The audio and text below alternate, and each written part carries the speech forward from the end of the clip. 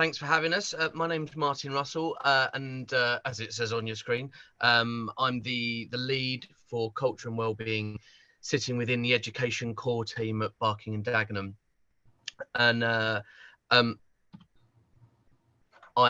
am here to talk about Inspiring Futures, which is the culture education partnership for Barking and Dagenham. We've been in existence for 10 years. And it's we were the first CEP formed in London. We were one of the original 3 culture education partnerships. And really we kind of act very much in a strategic way. I'm not a commissioner, so I don't have a budget, as it were. But I'm very opportunistic, I would say. And what we try and do is kind of galvanize the local cultural infrastructure in Barking and Dagenham, support schools, teachers and young people, and work towards kind of culture and creativity being embedded into the curriculum, and that there's a commitment to partnership. So rather than looking at,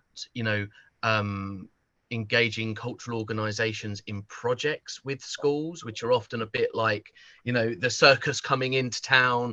It's all wonderful when the tent goes up and it's brilliant, and then the next day everything's packed away and you're left with an empty field again. This is very much more about how do we kind of nurture and broker long-standing, meaningful partnerships between schools and cultural organizations on a strategic level, for schools as well, around improvement and giving their students the best possible life chances.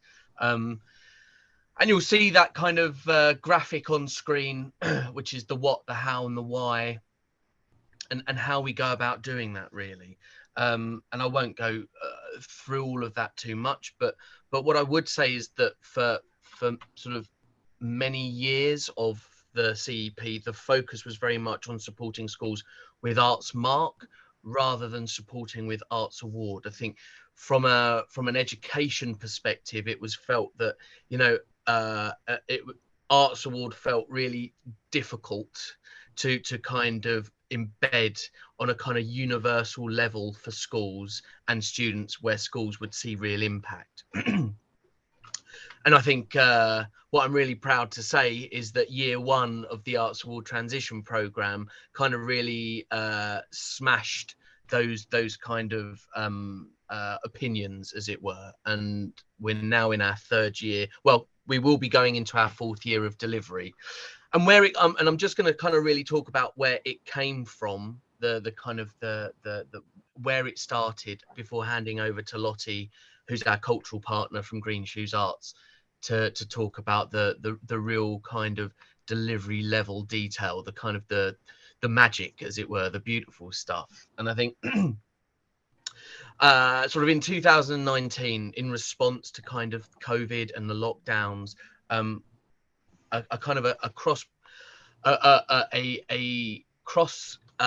partner working group was formed, especially kind of recognizing the impact that lockdowns and remote learning was having on year 6 students. Well, actually across all transition phases in schools. So from what we might say key stage 1 and reception and key stage 1 into key stage 2, key stage 3 to key stage 4, and especially key stage 2 to key stage 3. And so a working group was kind of established to really think and look at how could the transition from year 6 be managed, sensitively for those students who, hadn't had a leavers party, hadn't had their usual, picnic on the school field, hadn't had all of those celebration events which happen in the summer term, hadn't had any of those moments where they could actually go into the secondary school that they were going to be starting in September. And my role within education, I was invited into the working group to really sort of what they wanted me to do was to come up with a way of creating a survey for year 6 students on gathering their thoughts and opinions and feelings on moving up and moving on to secondary school. How were they feeling at that point in time? And you know, I sort of went away and looked at, you know, how best to do a survey using SurveyMonkey, using MS Forms, you know, designing just a nice paper form that schools could print out and send out, you know, to parents and households. And I actually thought, you know, actually let's try and make it more meaningful. Let's look at making this survey a lot more meaningful for these young people who, you know, was still, you know, kind of studying and being taught at home. And we have to remember that Barking and Dagenham is, you know, probably the most deprived borough south of Birmingham. When you look at the indices of deprivation, you know, 50% of children in our borough are you know, in low income households and you know, close to poverty. So the experience at home at lockdown was a very different one as well. And so I suggested that we did a survey, but kind of structured it using Arts Award Discover and you know, trying to make it a creative activity or a set of creative activities, which also kind of garnered the answers to the questions around young people's well-being, you know, and trying to doing it in a safe and kind of contained and supported way. You know, my worry was these young people getting these kind of questionnaires about their feelings and their well-being whilst at home with their parents might not have necessarily garnered like the right responses. So trying to kind of in a way camouflage it using creativity. Long story short, that proposal didn't go any further, but I kind of pricked the interests of head teachers who were on the working group around kind of Arts Award and how it could be used.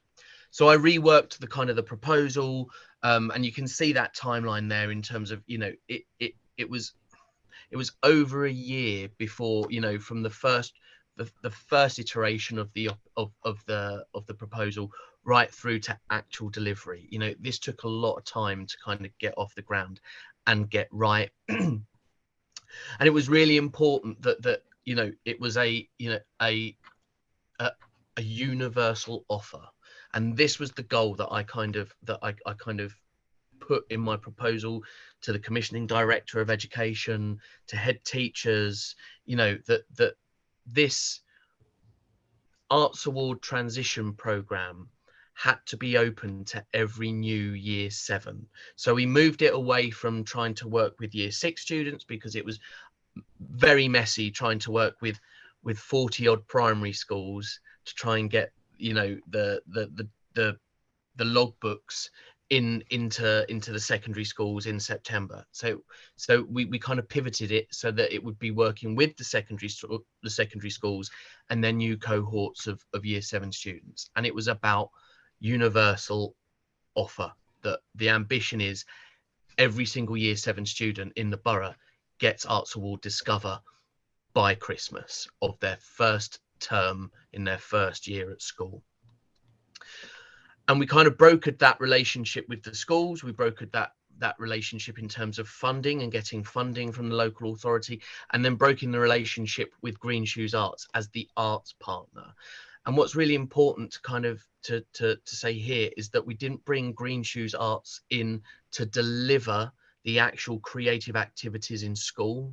The ambition was to get Green Shoes Arts in to essentially be the partner that took away all of the administrative burden of the Arts Award, so that the teachers who were working with, you know, a whole new cohort of students, and in some cases working collaboratively in school for the first time, whether that be in new bubbles or even, you know, an art teacher working with a form tutor.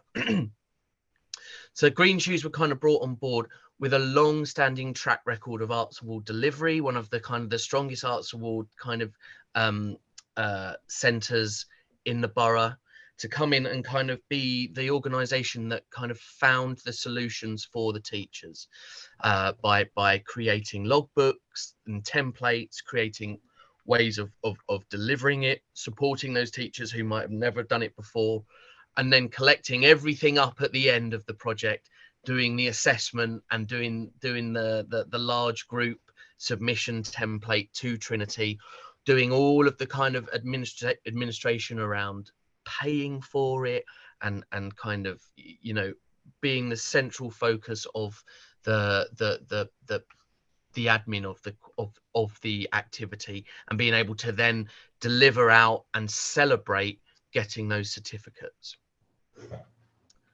And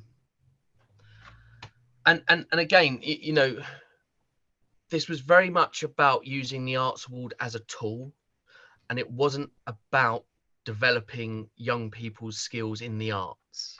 First and foremost, it was about supporting young people's well-being. It was a well-being project, and it was a structure that we were able to use to support schools, support that well-being. And it was very much about making sure that what we were saying the Arts Award would do would really tie into the you know, the needs of the schools, especially when it came to that transition moment, you know, and kind of fostering that sense of belonging. You know, it was about making sure that every young person in year 7 had the opportunity to celebrate success and achievement very, very early on in their kind of secondary school careers. And it was about confidence, it was about knowledge, it was about being able to understand their new environment through accessing, you know, the art rooms, the music rooms, the drama studios, and ensuring that actually young people's sense of place and sense of well-being was really supported by the arts. But you know, the arts weren't the critical focus of it. I think that's enough from me, and I'm going to hand over to Lottie now from Green Shows, who's going to kind of really talk about their role in the delivery of this programme. Thank you, Martin. Hello, everyone. I'm Lottie. I'm from Green Shoes Arts, and I've been the Arts Awards coordinator for the last year, working with 10 schools across Barking and Dagenham. And I wanted to talk a little bit at first just about the kind of partnership element, really, of being partnered with obviously such a, you know, a large amount of teachers and schools across the borough. And I think for us, you know, those partnerships have been really crucial, because it means that we've got great connections with lots of schools which we didn't otherwise have. And obviously for schools, it means that they've got someone that they know is there to support them. And what we've done over the last few years of doing this project has really been about supporting teachers and supporting head teachers. And as Martin says, taking a lot of the administrative you know, tasks away from teachers, so that they can just focus on putting, you know, arts activities into their drama lessons, or their art lessons, or their music lessons, or whatever they're doing. And what's been really nice is when we get to moderate the logbooks, we see all the variation in the schools. And also in some schools they choose lots of different art forms, so it's been really nice. And every year they get to choose what they want to do, and the teachers change it year on year if they've been with us for a while. So if we go to the next slide, we'll see just the amount of schools that we've been working with. And so this year we were at 10 schools, so we're increasing it really every year. And we had 2 new schools join us, and one of those was our first SEND school, which I'll talk a bit more about later in terms of the case study. But what we also included, if we move on to the next slide, Martin, as we were saying earlier about the importance of well-being in delivering the Arts Award Transitions project, was an inclusion this year of a wellness map, which was really about pupils at the start and at the end of completing their logbook. And this is one of the pages, as you can see on the screen, from the logbook, with a wellness map, or we're calling it like a wellness tracker and a well-being tracker, which has 4 elements, and this is for every pupil to self-reflect on how they feel in terms of happiness, knowledge, resilience, and self-esteem. And they mark out of 10 at the start how they feel in one colour, which a lot of them did red, because that's what it said on the page. And then at the end, again, they mark again how they feel out of 10. And obviously it's in like a circular sort of format. And the response that we've got from teachers is actually that the inclusion of this map has really helped them see how pupils are feeling, you know, and a lot of them have been quite surprised at how low scoring some of their pupils have been. Actually, quite a lot of pupils that we've moderated have had very low scores at the beginning, and then have had an increase, which has been really nice to see when they've completed the project. So if we move on to the next slide, we will see what we found at the end of the project. So once all the logbooks were moderated and completed, we took a selection of 5 logbooks from each school. They were a random selection. And what we found actually that across all the 10 schools, that 78% showed an improvement in happiness, 62% in self-esteem, 76% in an improvement in resilience, and 72% in improvement in knowledge. So I guess, you know, and happiness was constantly coming up as well, not just obviously here in, you know, in sort of statistical forms, but also what we found was that the wellbeing map enabled pupils to self-reflect, and at the end of the logbook there is a page where they put, you know, how they found it, what they felt about it, what they enjoyed, and a lot of them seem to have used the wellbeing tracker in order to make those comments and write what they wanted to say. So that was really good as well, to be able to see that it actually helped them to self-reflect and then put it into words. So if we move on to the next slide, we should see some comments that these are from this year. So these are some of the comments that some of the pupils wrote when they were reflecting on their Arts Award project in their logbooks. And what we found was that very often that the focus shifted really, which is obviously, you know, like Martin was saying, a clear goal of the project and of the council is to move it away from purely being just about art, and also and to move it into how actually it makes them feel. And so there was a definite move away from comments such as, you know, oh, I did better than I thought I could, or I'm not very good at art. And actually it was more about how art made them feel, and doing art had an improvement in, you know, their happiness or how calm they felt or things like that. Martin, can I just pass over to you for a second? Absolutely.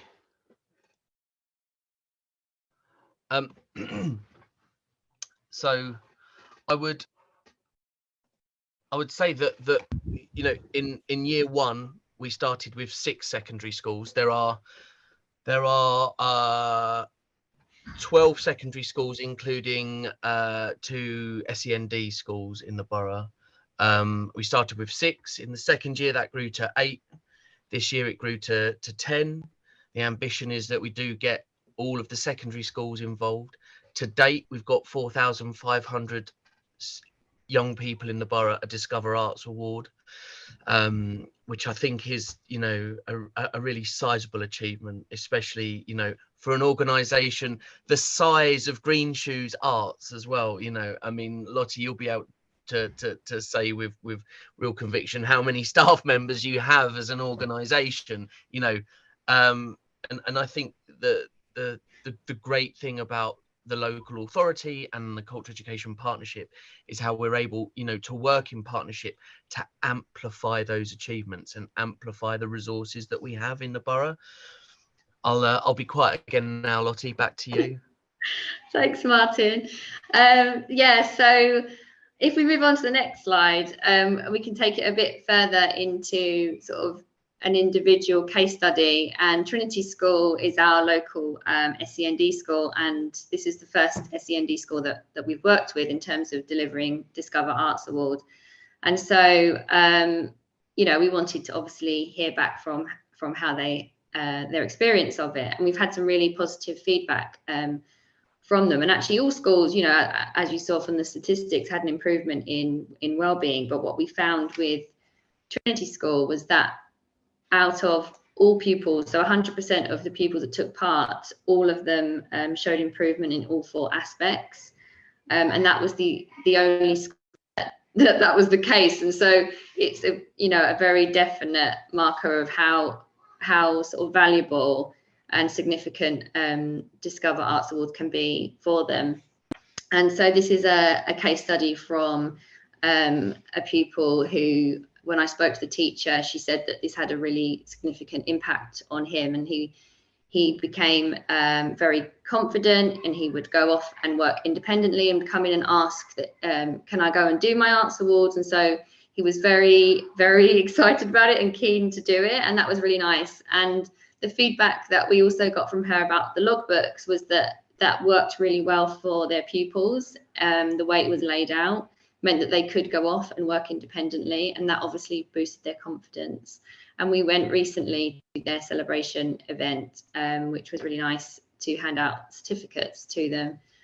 And so, yeah, what we're hoping for really is that obviously we get more schools involved in this, and that we can have more impact in terms of improving people's well-being through art, which is something that's very important to us at Green Shoes. But hopefully that it gets more people thinking about the arts and thinking about how the arts can improve their well-being and how they can do that for themselves, both in school and out of school as well. So thank you very much. That was brilliant. Thank you both so much. Goodness, there was so much there. I was really struck by what you said there, Martin, about the fact that the schools have got the artists, because they've got the art departments, they've got the music department, the drama department, if they're lucky, the music department. So those things are there already for the young people. So you don't need to introduce artists into the mix here because the schools have already got them. But what you're doing is making sure that the young people in their initial kind of period of time in this new, massive new environment, that those are the places that they get to connect with really early on. And those are the places where they can find that early success as well. Absolutely. Yeah. I mean, I think it's about, you know, locating themselves, you know, especially, you know, they're going from a small primary school to, you know, in some cases significantly larger secondary schools, you know, where you've got 300 plus year 7 cohort, you know, and so it was about galvanizing the teachers as well. It was about, as they were coming back into school post lockdown, you know, in bubbles with restrictions, it was about how do we support them work together and collaborate as well, you know. And I think for me the best examples of you know, where schools have really got it right is where, you know, it's different departments working together, right? You know, yeah. and it's also not just the responsibility of the you know, the creative teachers. You know, they're working with form tutors, they're working with senkos, they're working with inclusion leads, because, you know, the ambition is, and what the schools sign up to is every young person will do, every year 7 student will do the arts award. It's completely inclusive, it's universal, you know, and that's what the goal is when the school signs up. So, you know, it is about also kind of galvanizing that teacher workforce without kind of giving them, you know, a shed ton more work to do when it's already a very difficult part of the year, if that makes sense. And I think the knock-on of that is that Green Shoes as a local cultural organisation is coming into school not to kind of, and please excuse me here, Lottie, kind of sell a project or sell what they do. It's about we're here to support you and your needs, and we'll provide the solutions. And what that does is that builds a huge amount of trust. There's a robustness to that offer, and I think teachers feel very comfortable when they are either supported in finding their own solutions within their own context, or going, here's my problem, can you solve it? Yes, I can. That's amazing, thank you very much. And it's streamlined. I think it'd be really interesting for those of us on the webinar here is that our final presentation today from BOARTS will see another approach to that. How do you take the load off teachers to enable them to make the most of what is an incredibly useful framework to celebrate success and achieve success, as you say. We're going to go to the V&A. Lucky us. And we are now going to be hearing from Emily, and she's going to be taking us through the V&A's established partnership program with the Prince's Trust, which is a program which very much is based on employability skills. Hello everyone, my name is Emily Grassi. I am the learning coordinator for the Families and Young People programs here at the V&A South Kensington. And I'm talking to you today about the most recent course that we run in partnership with the Prince's Trust, as I am the Arts Awards advisor in the team currently. So we have experience of running a course very recently. I'm going to give you a little bit of context around the program, the V&A's learning purpose, and then focus a little bit more on the Young People's program before we go deeper into the course. So the V&A's learning purpose is to activate the world's leading collection of art, design and performance, and to empower and enrich learners with design-led skills that are an understanding for the 21st century. And very important to us is also inspire the next generation of artists, creatives, designers and innovators. So a lot of the work we do across all teams is really underpinned by these purposes. The Young People's program builds on young people's creative skills for now and the future, and fosters curiosity and personal agency using the V&A and its collections. So again, welcoming young people to the museum, giving them ownership of the museum and making sure that they find inspiration in the collection in order to become not only like the future but current creative leaders in all sectors. We aim to raise youth voices across the museum, clearly giving them space and opportunities. And our programs are underpinned by collaboration. So we also offer fresh perspectives, support risk-taking. So we support experimenting and iterating and retrying so that we can constantly improve. And the program centers the personal and professional skills growth for young people. Throughout the program, we offer insights into a broad range of careers in creative and museum and the museum sectors, and we work with audiences between 13 and 26 years old. Just to give a little bit more of a grounded overview on the strands, we, as I said, each program is underpinned on partnerships, so it's quite apt to introduce what comes next in the in today's presentation. So we one of the strands is youth voices and co-working. So in this case, we partnership with young people. For example, we have a youth collective. We have co-design groups who supported with exhibitions. We have creative skills workshops in which we partner with artists and creatives. Festivals and takeovers, where we partner with other organizations, other museums, and again, creatives and artists. Festivals, for example, are Upstart, which is our careers festival, which happens every year, and takeovers, there's one actually happening quite soon on the 18th of March, which is called V&A Social Spaces, where the young people are going to take over the museum, or at least part of it.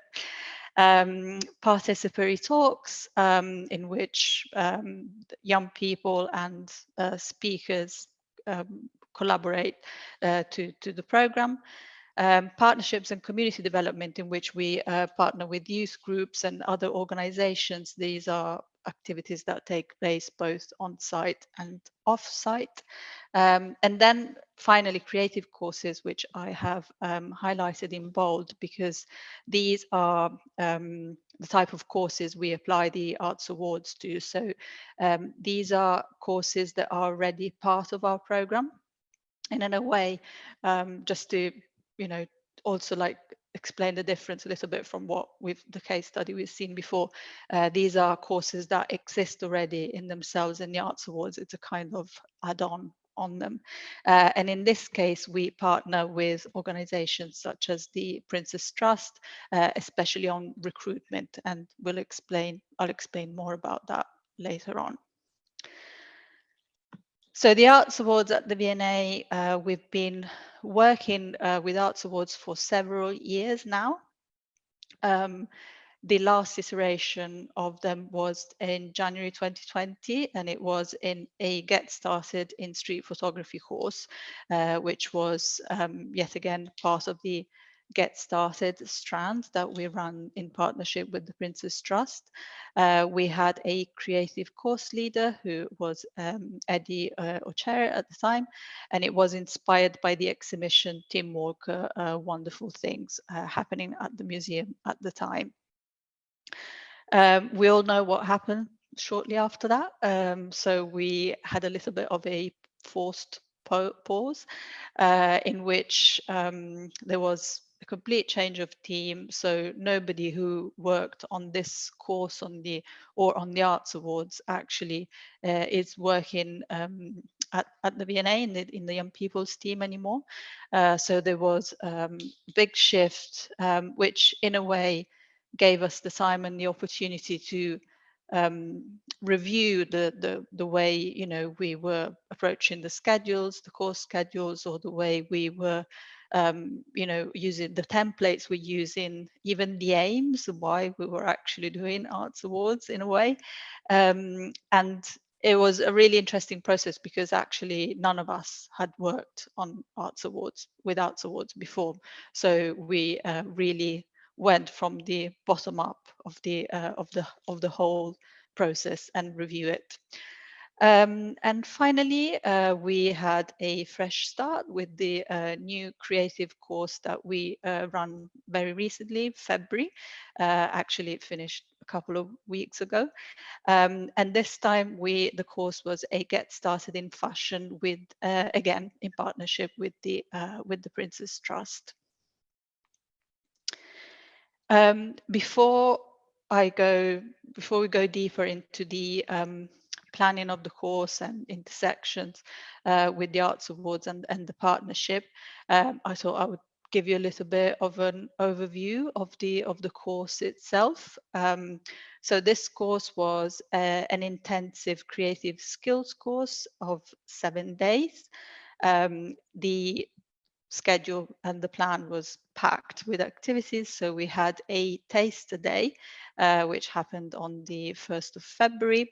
The taster day was a day when we had about 25 young people who signed up, who were interested in getting more information about this course and understanding if it was something that would respond to their aims and needs and interests.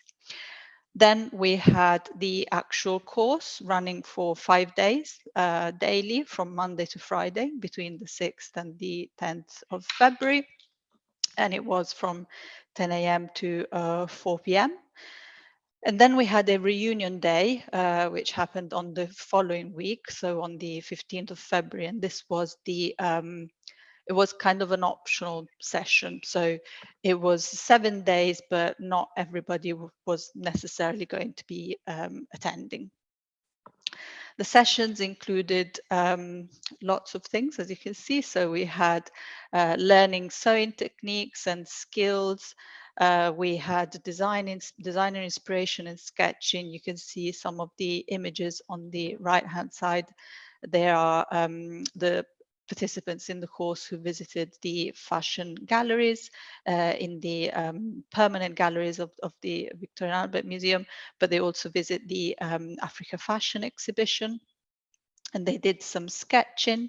They also received insights into the fashion industry. So they learned about possible careers and possible options or next steps. The visits, which I already mentioned. The Prince's Trust also had some sessions that they run on core skills, so which I'm going to talk about more a little bit later. And they also had like a brief and project that they needed to develop throughout the week, and was presented on the final day. You can see bottom left the presentation and celebration they did in front of friends, families, representatives of the Prince's Trust, and staff from the museum. So the as I mentioned, the course was quite rich in terms of aims and what we wanted to achieve. So it was really, really important to work very closely with with our partners in order to deliver it. And the Prince's Trust, for those who don't know very well, they work, is a charity that provides courses and support in finding work, helping young people aged 11 to 30 to build the confidence and skills to live, learn, and earn. They clearly had, for this reason, clearly they had their own set of priorities. They had a specific role in this course. This course is part of, as I mentioned, of the Get Started series. So it's a series of courses that they offer to young people who get in touch, who are already in their network, young people who are usually not in employment, education and training, who are exploring different sectors. So it's not necessarily an art research. It could be something to do with completely different sectors. So young people can join courses which are offered by different organizations that the Prince's Trust works with, and they can then decide whether they are interested in going deeper into that specific sector, or whether they want to change completely and probably explore something else. So the recruitment was really crucial for us. And the Prince's Trust is one of the partners we work with for recruiting participants in our courses.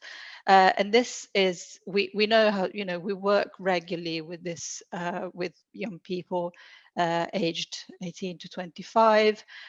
We know how to work with this audience, but we also don't have necessarily the capacity as a team to manage relationships for long term, and make sure that we give all the support needed to young people joining these courses. And it's also an opportunity for us to diversify our audiences and reach out to more young people. Sorry.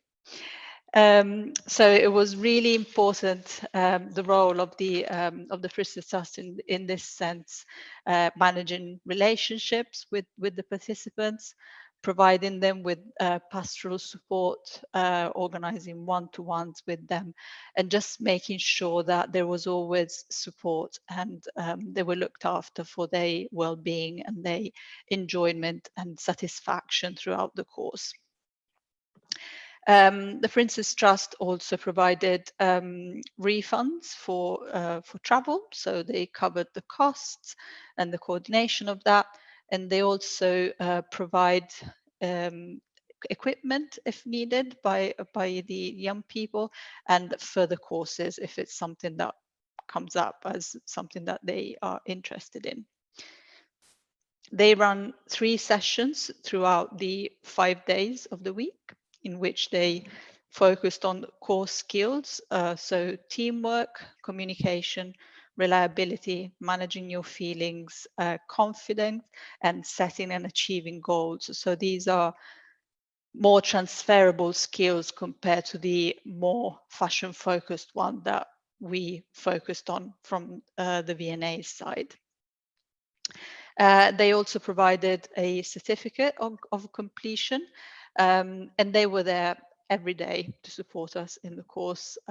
So we had Katie from the Prince's Trust, who's the youth development lead, who was every day there supporting with the running of the course. We also had another partner through the course, which was Claire Jago, a brilliant creative pattern cutter and educator, who we've been working with several years. Although, again, this was the first time that we worked all together as a team. So, what was the role of the V&A in all of this, and the young people's team? So the young people's team planned the course, and we provided the course leader. We provided the location, the museum, but more than anything else, with the space. So we actually had a workshop space, a room that the participants could go back to every day. They can leave their own things there. They had the allocated area where they could leave the materials and the work they were working on. We provided materials and tools such as sewing machines, for example. We had extra staff on hand to support with the making. Access to the museum, to curators, conservators, and to insights into the museum as well, because we visited the textile conservation department. So it was a little bit of a behind the scenes, but also like an opportunity for them to learn about alternative careers in the into the fashion industry. We provided food and snacks, and last but not least, we provided the Arts Awards and the moderation. We had our own set of priorities as well.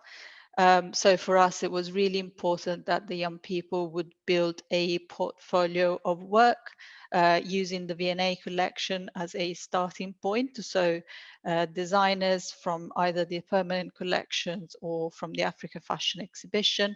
So the course was directly inspired by the current exhibition, Africa Fashion, and as a way of developing their own style and creative path. We wanted them to learn how to use a range of sewing equipment and techniques, and we want them to make sure that they had a finished project by the end of the course, so something that they could say it was an outcome, a visible outcome for it. And the project brief was to deconstruct and reconstruct a men's work shirt, which I'm going to show you very shortly. The other thing which was really important for us, which is part of the work we do with the young people in general, was to introduce them to the fashion industry as a possible career.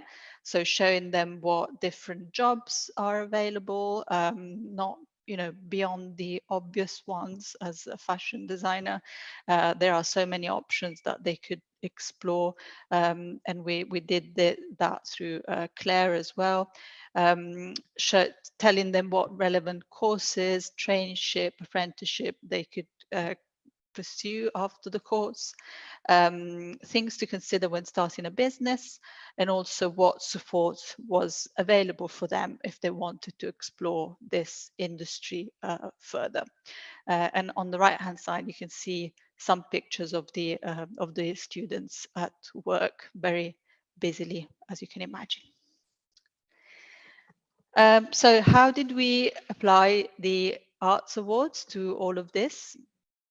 So we worked with the partners, so both with the Princess Trust and with Claire, to make sure that the Arts Awards were embedded as much as possible in the plan and the schedule of the course and the outcomes. As I mentioned, the course was already quite packed with activities.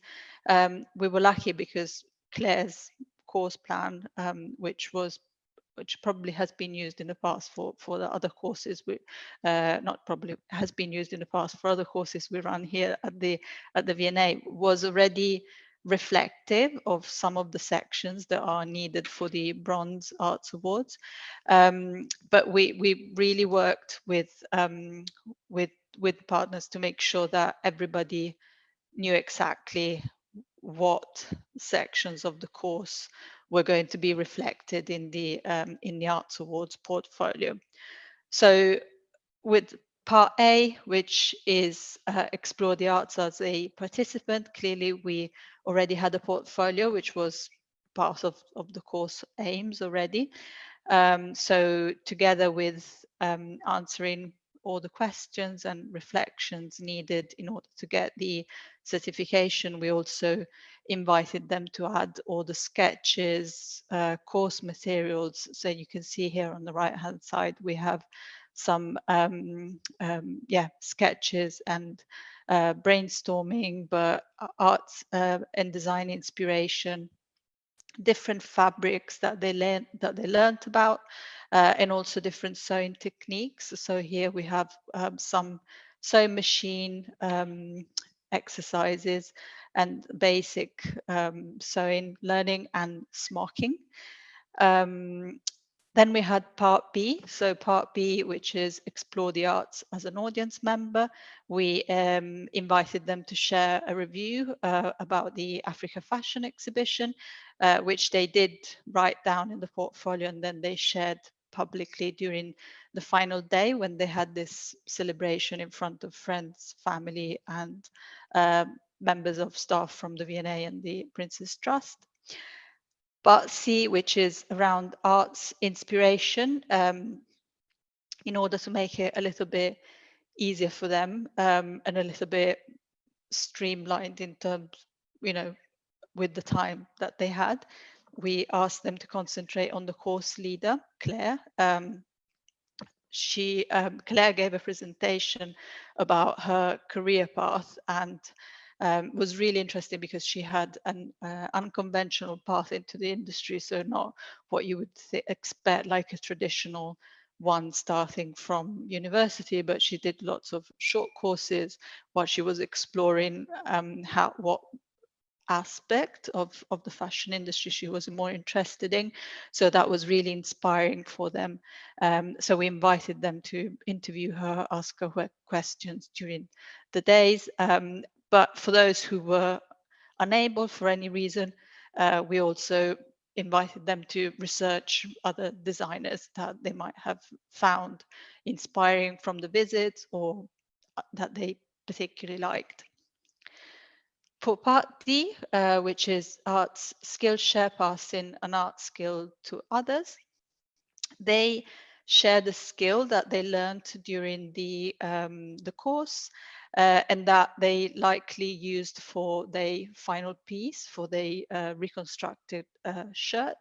And this as well was evidenced in the portfolio and then shared publicly during the final day.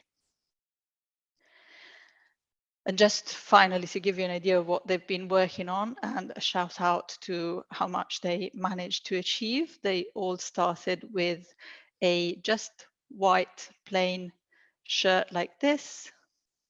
and they ended up with all sorts of creative solutions using natural dyes like tea to dye the shirt. And then they used the eyeletting, they learned how to use quilting, rough. These are the final projects that came out using all sorts of techniques that they learned during the week. So they really managed to achieve a lot.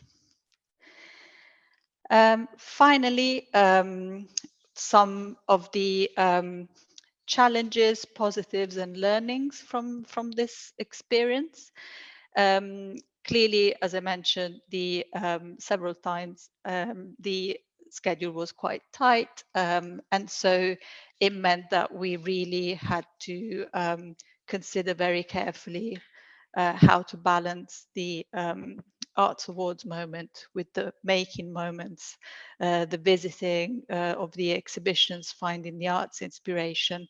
And we really, really needed to allow a lot of flexibility on our side as well, on how we shifted the sessions in order to make sure that the part that was in a way didn't feel like so present, and so it didn't put too much pressure on them. The new group and new team, in the sense that the group of young people themselves being recruited by the Princess Trust were a group that we didn't know. And we didn't know the exact composition of the group until the second day of the course, so on the Monday. So, and we couldn't really officially start running the Arts Awards or the course until the second day of the course, so on the Monday. The participants themselves didn't necessarily know each other, but they really grew, they could see that the experience really did help them to bond. A new team, again, we as a team, we had never worked on the Arts Awards before together, and we all had all the partners and the participants involved had slightly different priorities. So I would say the aims were the same, but in a different order. So for example, clearly for the young people, the creative element was really, really important. And they really prioritized that over everything else, while we had to concentrate on really maintaining the rhythm, the pace of the sessions, and also concentrating on making sure that everybody understood how doing that bit of Arts Awards every day was relevant for the end result. And clearly then the Princess Trust had their own priorities. So the motivation, holding that motivation high. Young people were really motivated on the creative side, but they felt like the Arts Awards was really that paperwork that was coming in the way of all of it sometimes. And in a way, also the gathering evidence in that sense was a little bit of a challenge, in terms of trying to make it not, again, try not to make it too much as a paperwork exercise, but allowing them to planning for any different needs that the group might have in advance. So we offered options such as you can record maybe on an iPad using a voice recorder instead of writing, or you can take pictures and then share them and use those to create your portfolio. We really wanted to make sure that this gathering evidence exercise wasn't generating and causing anxiety in them, because we wanted to make sure that they felt that, yes, it was part of something they are going to be examined for at the end of the day. But at the same time, we wanted to make sure that it felt part of the creative process that they were so engaged with. Okay, and we're now on to our final case study for today. And that's going to be with Bow Arts Studios, and they're going to be sharing with us their Consortium Schools programme. Thanks. So my name's Tom. I'm a project manager at Bow Arts in the learning team. I'm part of a team of 6 in our department. Bow Arts is predominantly a provider of affordable artist studio spaces for artists working in London. We've got studio sites in several locations, including here in Bow, as well as across Tower Hamlets, Newham, Barkingham, Dagenham, Lewisham, Bexley, Camden, and elsewhere, as well as brand new space called Three Waters, which is about to open just around the corner from us in East London. We're also not too far from the V&A's new site in East London. We also have a learning team, of which I'm part, with a large pool of freelance artist educators who are all professional artists with their own practice and all have some form of teaching experience, who we call upon to lead a whole variety of different projects, which can take place in the form of bespoke projects and workshops, artwork commissions, teacher CPD, curriculum development, all sorts really. So Arts Award is really just one of the things that we do. Everything that we do is bespoke really, so nothing is off the shelf. That means that all of our projects are co-designed and co-planned with the school, the artist and the project manager involved. As a department, we try and have a presence in each of the boroughs that we've got studio spaces in. And one of those ways is through something that we call the consortia model. I manage a consortium of 7 schools in the borough of Newham, for example. There's also a consortium in Poplar, which is Tower Hamlets, one in Barkingham and Dagenham, Thamesmead in Bexley, and one in Lewisham as well. And this works through a kind of yearly prescription. Each school in the consortium takes part each year in a variety of activities. They get their own bespoke project, which can literally be anything that will benefit the school. They also benefit from some shared teacher CPD opportunities, skills sharing sessions, as well as a kind of celebration and exhibition at the end of each year of all the work that's been produced over the year. All of the schools in our consortium, or the great majority of them even, also get to take part in an Arts Award project over the year. The consortium is a lovely model that helps us build up long-term relationships with schools. Once you've been working with the same school for a few years, you'll find that you can take risks and do a variety of different things that you may not be able to do were you just working on a sort of ad hoc basis once in a while with the school. As far as Arts Award is concerned, we don't have any set way of doing Arts Awards. One of the ones, most of the Arts Awards that I manage, for example, take place within schools, usually only with that school at any one time. Whereas a lot of our Arts Awards take place as holiday clubs or as after school clubs, or in the case of secondary level and at bronze level, they can take place as in or after school options over the course of the term. We've also done a successful Discover in a Day model. What is standard for us across all of the Arts Awards that we do is that they are all led and delivered by professional artists who've obviously got their own practice. As a project manager on all Arts Award projects that I do, one of the things that I begin with is asking teachers to think really hard, really carefully about how they choose the groups of children that they work with. Whilst it's true that Arts Award can be great as a stretcher for people that are requiring that little bit extra, they are also fantastic for the format lends itself really well to students that are perhaps struggling with more formal sit-down kind of learning. It's also a great opportunity for mixed age groups. So it's a good starting point is to really think about who's going to benefit most from the Arts Award. As I mentioned, everything that we do is bespoke. So This means that at the beginning of every project, we sit down with the teacher and the artist, and one of the questions that we ask schools is, what does an ideal project look like to you?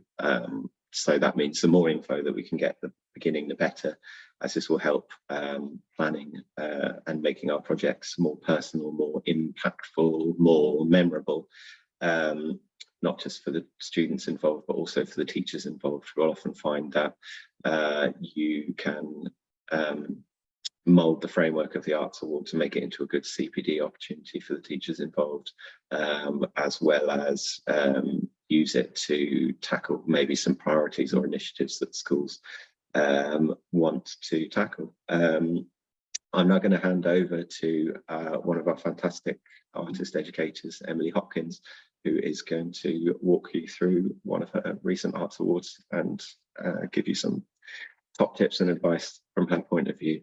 Thank you. Thanks, Tom. Hopefully you can all hear me.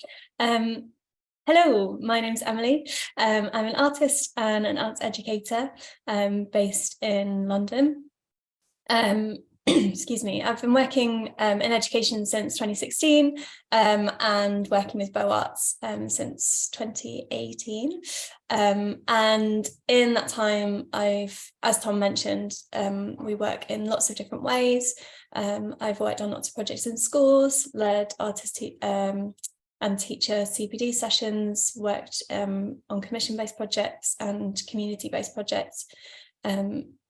I've worked on workshops that run alongside the exhibitions in the gallery based in Bow and next to the studios there. And obviously, of course, Arts Award projects. As well as working with Bow, I've delivered workshops for the National Gallery, October Gallery, Pitzhanger in Ealing, Lauderdale House and Dulwich Picture Gallery and a bunch of other places. Okay, so sorry, Beck, can you hear me? Can I have the next slide, please? Thank you. Perfect, thank you. So the most recent, on the slides, what you'll see is images from most recent project and also an Arts Award that we did with Thamesmead in October half-term last year, and also what Tom mentioned, the Discovering a Day workshop as well, just so you know. So the most recent Arts Award project that we did, I delivered in February half-term. And in those projects, there's often multiple lead artists. So in this one, there were 3. We're working with groups of up to 20 young people, aged between 7 and 10, so Key Stage 2. And all the young people were from 8 different schools in Barking and Dagenham, one of our consortiums, and one of the schools hosted students or young people from the rest of the schools. So this was an Explore project. A lot of our Arts Award Explore projects run across 3 days, especially in the holidays. And we do lots and lots of making, and then on the final day we have like a mini exhibition where we set up the students' work and their outcomes for their families or friends, and also the other groups as well, for them to see the work that they've created. As Tom said, students are always consulted beforehand to think about what they want as outcomes for the project. This one, for the latest one, they wanted the focus to be on screen printing, so all of the artists working had to incorporate screen printing into their planning. The teachers chose to invite children who really enjoy art for this specific one, or ones that they want, students that they wanted to really engage with art or encourage them to like increase their confidence, or children who might not have as many opportunities as others, as something to do in the holidays. So the most recent project, I collaborated with an artist trainee, which is another program that Bo do, who was a footwear designer.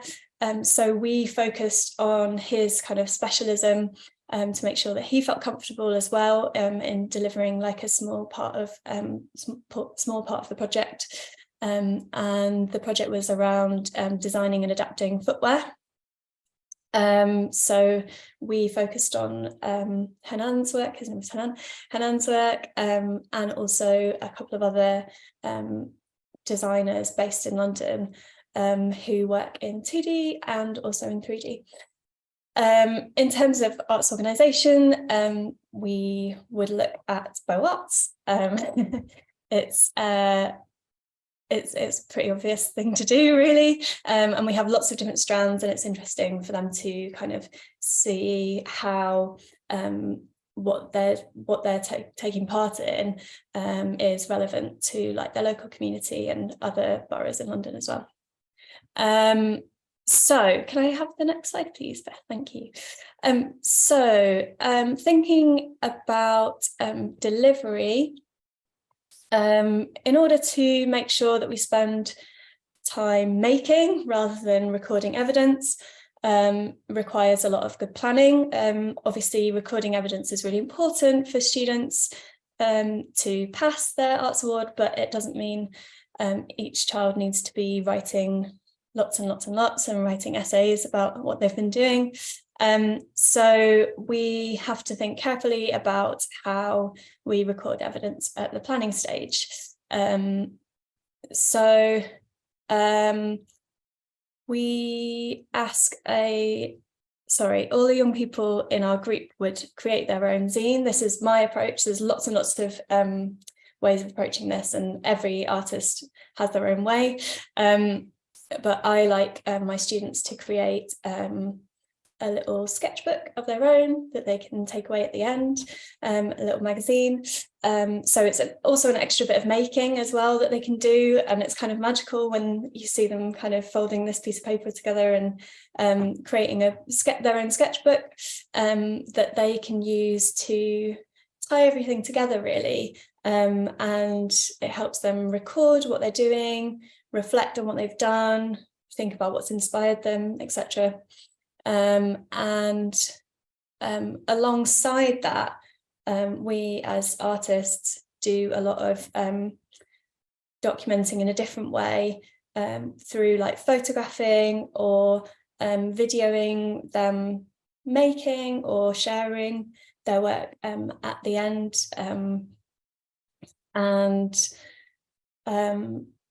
Yeah, that just means that we can kind of print lots and lots of photos out, and rather than writing lots, they can cut these photos out, stick them in, annotate them, write about what they've learned, etc., referring to the photos rather than and that's just another way that thanks, Ruth, that they can document their work. Next slide, please. I actually might have, these are our final projects from the Arts Award just gone. I think maybe then the next slide there. Oh, here you go. So these are the kind of zines that we make. So documenting the artists that we've looked at, and also incorporating like other art making techniques that we've done throughout. If you just flick through the next two slides. Yeah, perfect. A good way as well to help collect evidence is by creating like a comic book style, like step by step. So they're drawing, they might draw what they've, their process of making, and that's really useful for students that are less confident in writing. And it can be done kind of whilst your work is drying, or in terms of screen printing, you can only have certain people, a certain amount of people screen printing at the same time. and this helps kind of be make the Arts Award accessible for everyone. In terms of the framework, next slide please. It's just a good basis for a project. Students have the opportunity to discover, experiment. It gives them the opportunity to play with new art forms, gain practical skills, and also it's a great opportunity for collaboration, which often isn't manageable in the classroom. Presenting and sharing their work is such a valuable part of Arts Award, and sharing and reflecting with one another and with families is just a lovely way to end a project. And you can see a real sense of pride in their work, their confidence is kind of increased, and they get to share everything that they've learned. Shall I hand back over to you, Tom? I don't want to waffle on, or do you want me to finish up what I've got to say? Can do. No, that's all right. Thank you so much, Emily. I mean, yeah, it would be nice to hear you belong, but I'm aware that we've got to finish off.